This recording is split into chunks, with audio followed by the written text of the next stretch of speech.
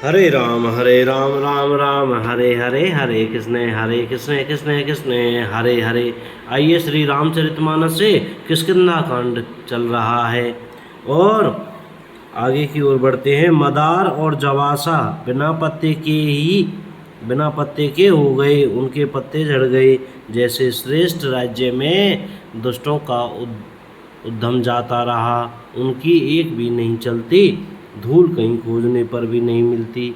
जैसे क्रोध धर्म को दूर कर देता है, अर्थात क्रोध का आवेश होने पर धर्म का ज्ञान नहीं रह जाता। अन्न से युक्त लहलाती हुई खेती से हरी भरी पृथ्वी कैसी शोभित हो रही है, जैसी उपकारी पुरुष की संपत्ति रात के घने अंधकार में जुगनू शोभा पा रही है, मानो दंभियों का समाज आज उठा हो। भारी वर्षा से खेतों की क्यारियां फूट चली हैं, जैसे स्वतंत्र होने से स्त्रियां बिगड़ जाती हैं। चतुर किसान खेतों को निरा रहे हैं, उनमें से घास आदि को निकालकर फेंक रहे हैं। जैसे विद्वान लोग मोह मद और मान का त्याग कर देते हैं। चक्रवाक पक्षी दिखाई नहीं दे रहे हैं, जैसे कलयुग को पाकर धर्म भाग जाते हैं। ऊसर में वर्षा होती है पर वहाँ घास तक नहीं उगती। जैसे हरिभक्त के हृदय में काम नहीं उत्पन्न होता। पृथ्वी अनेक तरह के जीवों से भरी हुई उसी तरह शोभायमान है, जैसे सुराज्य पाकर प्रजा की वृद्धि होती है। जहाँ तहाँ अनेक पथिक थककर ठहरे हुए हैं, जैसे ज्ञान उत्पन्न होने पर इंद्रियां स्थिर होकर विषयों की ओर जाना छोड़ देती हैं। कभी कभी वायु बड़े जोर से चलने लगती है, जिससे बादल जहाँ तहाँ गायब हो जाते हैं। जैसे कुपुत्र के उत्पन्न होने से कुल के उत्तम धर्म श्रेष्ठ आचरण नष्ट हो जाते हैं। कभी बादलों के कारण दिन में घोर अंधकार छा जाता है और कभी सूर्य प्रकट हो जाते हैं।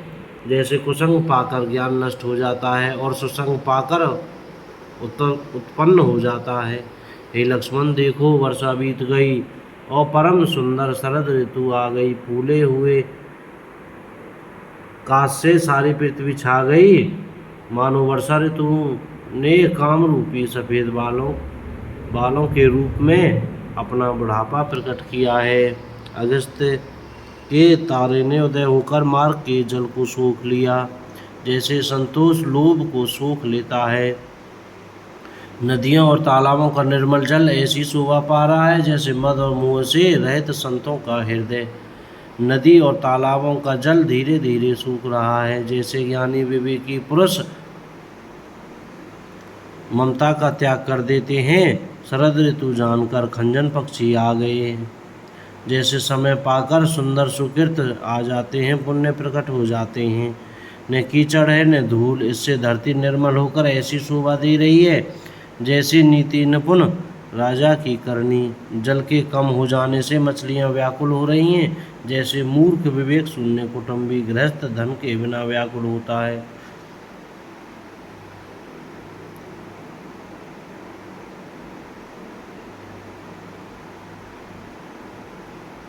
बिना बादलों का निर्मल आकाश ऐसा शोभित हो रहा है, जैसे भगवत सब आशाओं को छोड़कर सुशोभित होते हैं। कहीं कहीं विरले ही स्थानों में शरद ऋतु की थोड़ी थोड़ी वर्षा हो रही है, जैसे कोई विरले ही मेरी भक्ति पाते हैं। शरद ऋतु पाकर राजा, तपस्वी, व्यापारी और भिखारी क्रमशः विजय, तप, व्यापार और भिक्षा के लिए हर्षित होकर नगर छोड़कर चले। जैसे श्री हरि की भक्ति पाकर चारों आश्रम वाले नाना प्रकार के साधन रूपी श्रमों को त्याग देते हैं। जो मछलियां अथाह जल में हैं वे सुखी हैं, जैसे श्री हरि के शरण में चले जाने पर एक भी बाधा नहीं रहती। कमलों के फूलने से तालाब कैसी शोभा दे रहा है, जैसे निर्गुण ब्रह्मा सगुण होने पर शोभित होता है। भौरे अनुपम शब्द करते हुए गूंज रहे हैं तथा पक्षियों के नाना प्रकार के सुंदर शब्द हो रहे हैं। रात्रि देखकर चकवे के मन में वैसे ही दुख हो रहा है, जैसे दूसरे की संपत्ति देखकर दुष्ट को होता है।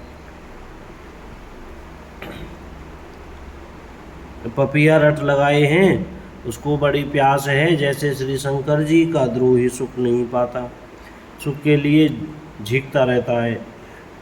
शरद ऋतु के ताप को रात के समय चंद्रमा हर लेता है, जैसे संतों के दर्शन से पाप दूर हो जाते हैं। चकोरों के समुदाय चंद्रमा को देखकर इस प्रकार टकटकी लगाए हैं, जैसे भगवत वक्त भगवान को पाकर उनके निर्निमेष नेत्रों से दर्शन करते हैं। मच्छर और डांस जाड़े के डर से इस प्रकार नष्ट हो गए हैं, जैसे ब्राह्मण के साथ वैर करने से कुल का नाश हो जाता है। वर्षा ऋतु के कारण पृथ्वी पर जो जीव भर गए थे, वे शरद ऋतु को पाकर वैसे ही नष्ट हो गए हैं, जैसे सद्गुरु के मिल जाने पर संदेह और भ्रम के समूह नष्ट हो जाते हैं। वर्षा बीत गई, निर्मल शरद ऋतु आ गई, परंतु हे तात, सीता की कोई खबर नहीं मिली। एक बार कैसे भी पता पाऊं तो काल को भी जीत कर पल भर में जानकी को ले आऊं। कहीं भी रहे, यदि जीती होगी तो हे तात, यत्न करके मैं उसे अवश्य लाऊंगा। राज्य, खजाना, नगर और स्त्री पा गया, इसलिए सुग्रीव ने भी मेरी सुधि बुला दी। जिस बाण से मैंने बाली को मारा था, उसी बाण से कल उसे मूढ़ को मारूं। शिव जी कहते हैं, हे उमा, जिनकी कृपा से मद और मोह छूट जाते हैं, उनको कहीं स्वप्न में भी क्रोध हो सकता है। यह तो लीला मात्र है। ज्ञानी मुनि जिन्होंने श्री रघुनाथ जी के चरणों में प्रीति मान ली है, जोड़ ली है, वे ही इस चरित्र लीला रहस्य को जानते हैं। लक्ष्मण जी ने जब प्रभु को क्रोधयुक्त जाना, तब उन्होंने धनुष चढ़ाकर बाण हाथ में ले लिए।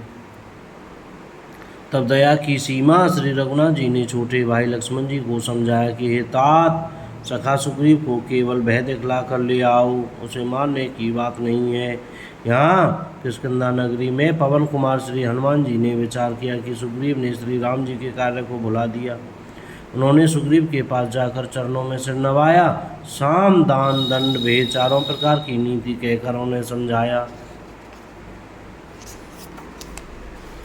हनुमान जी के वचन सुनकर सुग्रीव ने बहुत ही भय माना और कहा, विषयों ने मेरे ज्ञान को हर लिया। अब हे पवन सुत, जहाँ तहाँ वानरों के युद्ध रहते हैं, वहाँ दूतों के समूह को भेजो और कहला दो, एक पखवाड़े में 15 दिनों में जो न आएगा उसका मेरे हाथों वध होगा। तब हनुमान जी ने दूतों को बुलाया और सबका बहुत सम्मान करके सबको भय, प्रीति और नीति दिखलाई। सब बंदर चरणों में सिर नवाकर चले। इसी समय लक्ष्मण जी नगर में आए। उनका क्रोध देखकर बंदर जहाँ तहाँ भागे। तदंतर लक्ष्मण जी ने धनुष चढ़ाकर कहा कि नगर को जलाकर अभी राख कर दूंगा।